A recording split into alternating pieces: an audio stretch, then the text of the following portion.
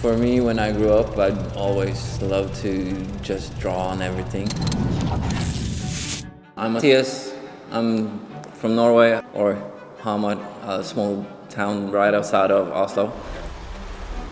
I come from a family with, we had no art. I grew up always wanted to draw, and all of my school books was full of drawings like monsters, creatures, like graffiti, street. I always been into creating my own little world since I was a kid, and it was hard for me to focus in school because I have dyslexia. So I found out that I had problems with reading. So every time I open a book, I start from the bottom and go up. I feel inspired to just, I don't know, create. There's no rules for me in creating art.